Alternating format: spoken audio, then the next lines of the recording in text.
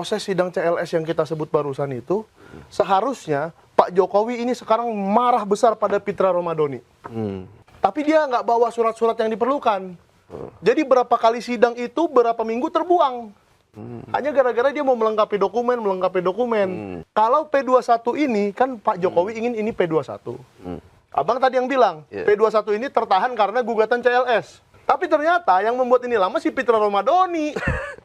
Jadi kalau mau marah, jangan marah ke siapa-siapa. Marahlah ke Pitra Romadhoni. Itu kaitan sama yang 17 penawiran TNI itu ya? Yang sistem Suite itu ya, Itu gugatan terhadap gimana tuh, Mas Fahmi? itu kan masih berkembang sekarang, Bang Arif. Yang kita itu belum ketahuan putusan juga kan? Tunggu aja dulu. Kalau itu kan 17 jenderal itu purnawirawan itu kan menduga ya ada abuse of power tuh Bang ya, dari proses mekanisme hukum perkara jasa Jokowi ini. Nah, itu dari perjalanan yang Abang ikutin gitu ya, apakah memang penuh itu menarik abuse of power atau itu menarik juga, Bang. Proses sidang CLS yang kita sebut barusan itu, seharusnya Pak Jokowi ini sekarang marah besar pada Pitra Romadhoni. Tahu Pitra Romadhoni kan yang sering jadi narasumber di sini juga. Karena dia hari itu mengajukan diri sebagai tergugat apa-apa intervensi gitu. Ya. Tapi dia nggak bawa surat-surat yang diperlukan. Jadi berapa kali sidang itu, berapa minggu terbuang.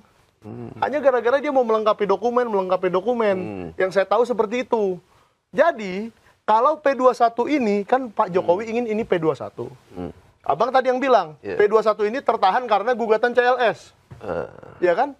Jadi Pak Jokowi kesel dong, ini lama gara-gara CLS. sama ada disebut tuh ada perubahan sprindik katanya Bang. Iya, dia kesel dong karena gugatan CLS ini kok jadi lama laporan saya, nggak naik-naik P21. Tapi ternyata yang membuat ini lama si Pitra Romadhoni. Jadi kalau mau marah, jangan marah ke siapa-siapa, marahlah ke Pitra Romadhoni. Bang, Dia yang bikin lama. Infonya dapat dari mana tuh Bang? Apa tuh? Yang Pitra Romadhoni itu di... Loh kan itu di persidangan terbuka. Dia mengajukan diri, dia bawa dokumen, terus hakimnya bilang, surat kuasanya mana katanya, atau ininya mana gitu, atau identitasnya mana. Oh iya, saya lengkapin lagi katanya. Minggu depan, ya pokoknya beberapa minggu lah. Sehingga itu prosesnya itu jadi lambat gitu loh. Jadi saya kasihan juga ke Pak Jokowi kok yang katanya mendukung dia malah merusak gitu loh. Kesian. Gitu Bang. Nah Bang, terkait... Ntar saya dilaporin lagi nih sama Pitra Romadhoni ini. Enggak apa-apa Bang Pitra, itu kan kenyataan. Kalau kenyataan biarin aja. Bang, tapi banyak yang bilang nih Bang, kasus ijazah Jokowi ini ada bohirnya nih Bang. Kita nggak tahu bohirnya siapa nih Bang. Termasuknya pencetakan buku ini kan itu siapa yang danain Bang? Pencetakan buku ini? Yang ini aja saya jawab ya. Kalau yang ini didanai sendiri oleh Dr. Bonatua Silalahi. Karena beliau itu kan dosen juga ya. Saya nggak mau sebut di mana lah, itu urusan beliau. Dia dosen, peneliti juga, dan dia melakukan penelitian seperti ini bukan ini doang. Bukan gara-gara kasus ijazah dia jadi peneliti ujuk-ujuk gitu loh. Sama seperti saya bukan jadi wartawan ujuk-ujuk gara-gara kasus ijazah. Jadi jangan salah juga nih orang-orang nih. Saya sudah jadi wartawan dari 2017, wartawan utama. Pak Bonatua Silalahi ini, nih kita bisa lihat nih doktornya kapan. Saya juga lupa, bener deh. Tuh, Scopus ID-nya ada. Dari SSRN Author, bisa dilihat semua. Jadi ini bukan peneliti baru kemarin sore gitu loh. Dan kalau memang dia bisa membiayai pencetakan buku, masa kita harus heran? Apakah peneliti itu, maaf ya dengan diksi kata yang saya gunakan, apa peneliti itu harus nggak punya duit? Kok jadi begitu pertanyaan dari sebelah sono kan, dari pihak sebelah sono. Saya tahu nih abang mungkin mendapatkan, Ya kan tolong nanti tanyain gini ya bang, misalnya begitu ya. Dilontarkan Bang di mana-mana Bang, ada dugaan bohir segala macam yang 5 miliar segala macam kan. Apa perlu 5 miliar mencetak buku kayak gini doang? Ini ayah memang color ya, tapi nantilah tanyalah ke percetakan berapa nyetak begini. Hanya ya di angka puluhan juta saja sudah dapat ribuan buku. Ya kan? Jadi bukannya kecil juga angkanya, enggak. Cuma tidak perlu bohir 5 miliar, Bang. Kalau abang bilang ada bohir 5 miliar itu, mungkin saya udah ganti mobil Ferrari kali. Waduh. Nggak cukup Bang kalau Ferrari. Nggak cukup ya? Kurang duitnya, Bang. Jauh Bang. Ya. Jauh ya. Atau minimal BMW lah. Ya, BMW lah. Kan gitu. Nyatanya saya masih pakai mobil biasa-biasa. Pak Bonatua pun mobilnya biasa-biasa. Kita mobilnya semua, ya memang karena perlu mobilitas kemana-mana ya kita perlu mobil. Tapi mobil itu juga bukan barang aneh di Indonesia ini. Banyak juga orang punya mobil. Gitu kan. Nggak perlu bohir 5 miliar gitu loh. Jadi dari mana, kecuali saya pakai baju Louis Vuitton tiap hari kan. Beda-beda baju saya Louis Vuitton atau jas saya Louis Vuitton atau apa. Ini tidak kok. Baju kita biasa-biasa. Jadi dari mana mereka punya nalarnya itu kan sampai ke situ, sampai ke 5 miliar itu. Gitu. Jadi memang ini bukunya soal apa sih Bang? Ijazah? Ya, jadi Tidak ada. Ini ditulis sendiri sama iya, oleh Pak Bonatua dong. itu sendiri ya Pak? Sendiri, karena Soalnya beliau kan kan memang kadang-kadang- peneliti. iya, kadang-kadang- Peneliti kebijakan publik. Nah, itu biar jelas tuh. Iya. Jadi bukan peneliti digital forensik seperti Rismon ya. Itu lain lagi itu penelitinya. Kan kalau sebelumnya kan sempat ada ribut-ribut juga tuh soal kontribusi pembuatan buku. Nah ini kalau ini pure sendiri ya? Kalau bukunya Rismon itu memang dia waktu itu menghubungi beberapa orang. Beberapa orang termasuk salah satunya pengacara dia Jahmada Girsang itu. Dihubungi katanya mau ngasih 25 juta, taunya nggak jadi. Maaf ya Bang Jahmada ya, kita tetap temen lah. Masa cuma dikasih tahu gitu doang. Akhirnya saya dihubungi. Mike, bantu dong 25 juta. Saya bantu. Tapi balikin, saya bilang. Jangan bukunya laku kagak dibalikin. Itu namanya apa? Curang ya kan? Iya, Bang. Akhirnya ada seseorang investor lain yang memberikan 50 juta, saya 25 juta. Ya 25 juta dan meminjamkan untuk dikembalikan itu juga apa perlu bohir 5 miliar untuk bisa melakukan itu? Kan tidak juga. Iya. Memang itu tabungan saya. Kalau nggak dibalikin ya hancur deh. Kira-kira kan gitu. Dapur nggak Saya mampu punya lah ya. tabungan 25 juta. Nggak besar-besar banget itu gitu loh. Gitu Bang. Jadi waktu itu memang bukunya Rismon kami biayai, tapi kembali. Nah ya, kalau ini adalah hasil penelitian Dr. Bonatua sejak, saya lupa Agustus atau September gitu deh. Tahun lalu Bang? Tahun lalu. Dan kami bersama-sama datang ke KPU, datang ke Danantara. Oh kenapa Danantara lagi kan? Karena Pak Jokowi itu kan Dewan Pengarah Danantara. Sekarang saya tanya Bang, waktu Abang melamar ke Okezon nih, ngasih ijazah nggak ngelamar kerja? Ngasih fotokopi Bang? Ngasih kan? Nah saya tanya juga ke Danantara, Pak Joko Widodo melamar jadi Dewan Pengarah Danantara, ngasih ijazah nggak? Ngasih CV nggak? Ya kan? Tapi nggak dijawab sampai sekarang. Mungkin bukan dilamar kali Bang, ditunjuk gitu Bang. Kalau lamar kan kesannya kan kita Meminta. kan iya meminta. Oke, ini kita diskusi aja ya Bang ya. Tapi sependek pengetahuan saya, komisaris BUMN itu juga ditunjuk.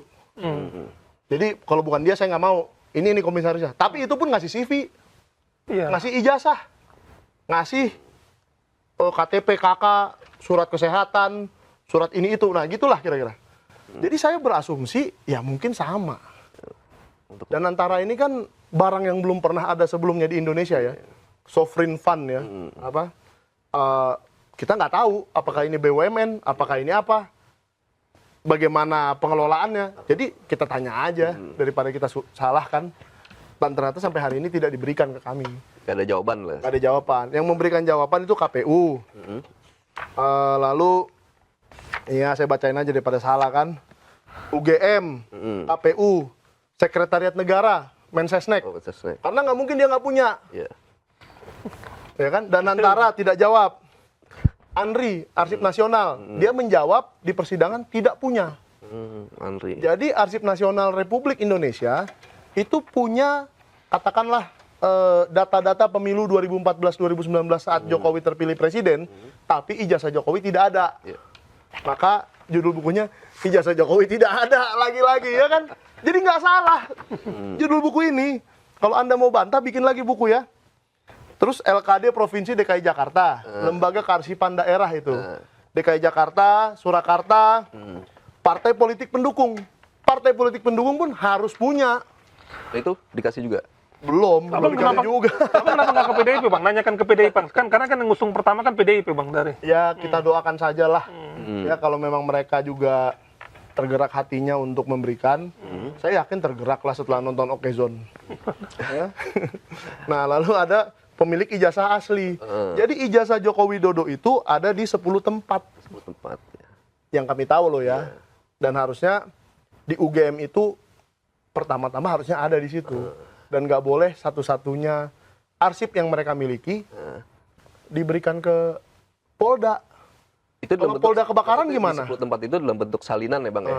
Iya. Bentuk salinan kan? Salinan. Tapi yang ke-10 kan ijazah asli di Pak Jokowi. Iya. Harusnya.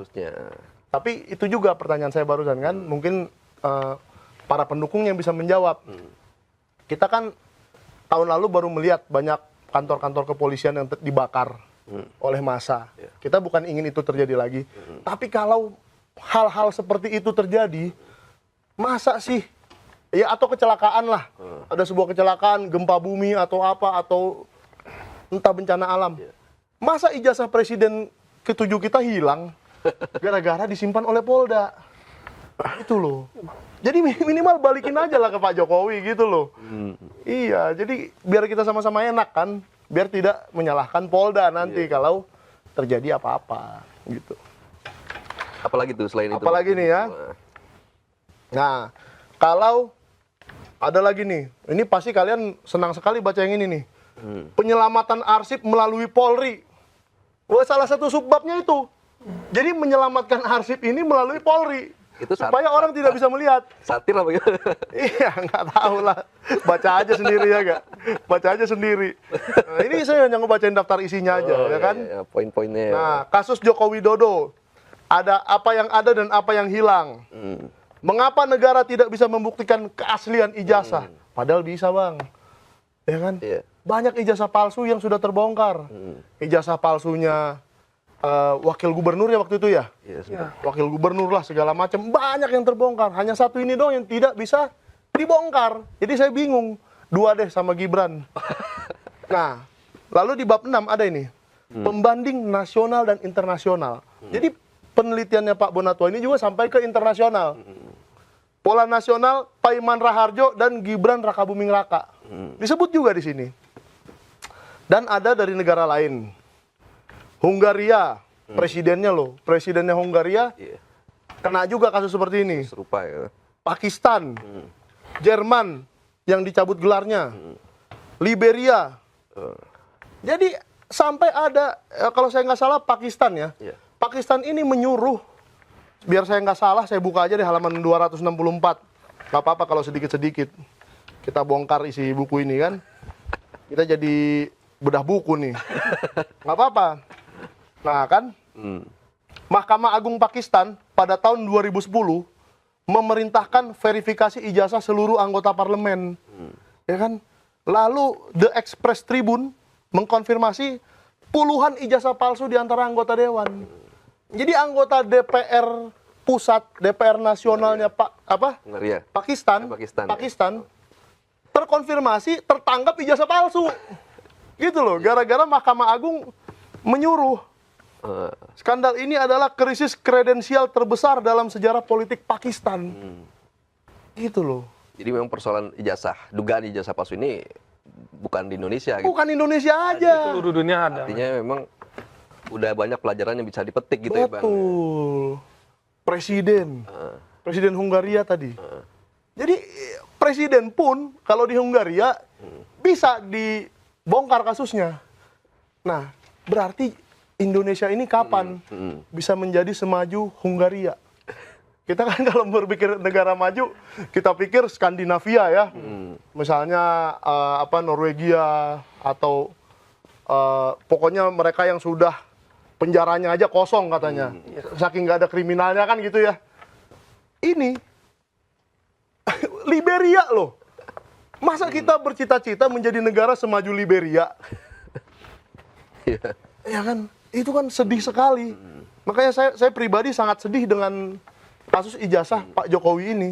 Berarti kita Indonesia hukumnya lebih bobrok daripada Hungaria, Pakistan, dan Liberia. Dan itu harusnya negara-negara itu sih tidak terlalu bangga dengan hukumnya ya. Karena penjaranya nggak kosong. Nggak kayak Skandinavia kan. Atau Swiss, atau pokoknya negara-negara yang inilah. Gimana ini Bang? Iya kan? Pusing kan? Makanya buku ini adalah pelajaran yang sangat bagus tentang kebijakan publik, tentang hukum. Dan kalau kalian masih ada penonton-penonton ini ya, yang berpikir, wah, jangan-jangan kasus ijazah palsu ini ada bohirnya, ada agenda politik, ada apa.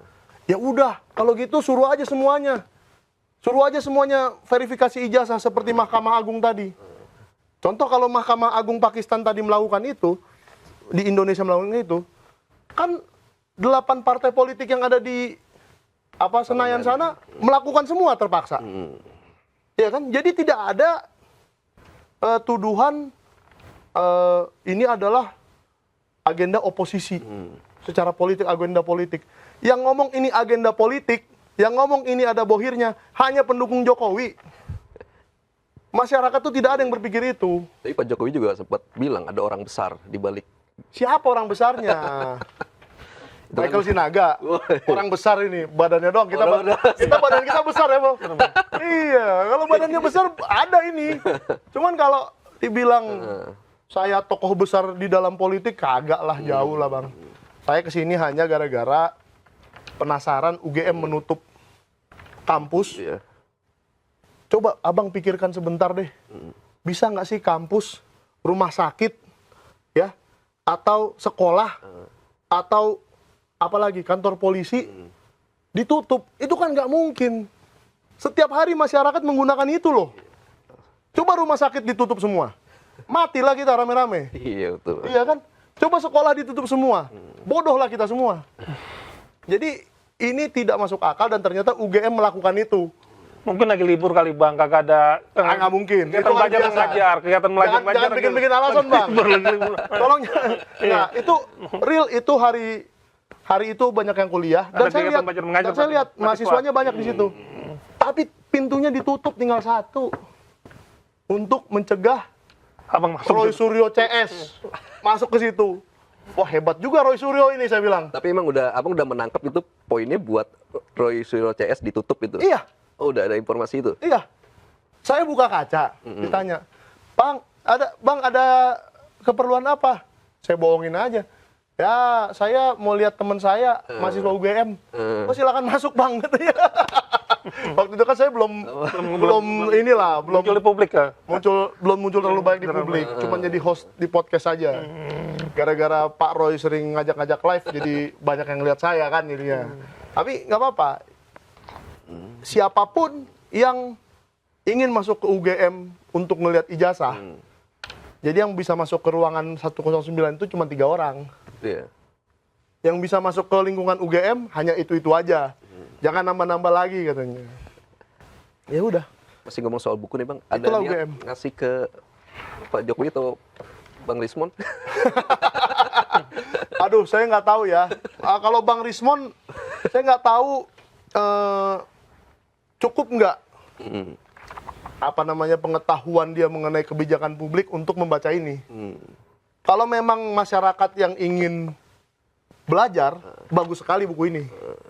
Tapi kalau dia ingin melawan buku ini, gara-gara syarat RJ, dia perlu melawan buku ini, ya mungkin Anda rekrutlah pakar kebijakan publik yang mengerti tentang hukum, atau ini ada 248 peraturan loh.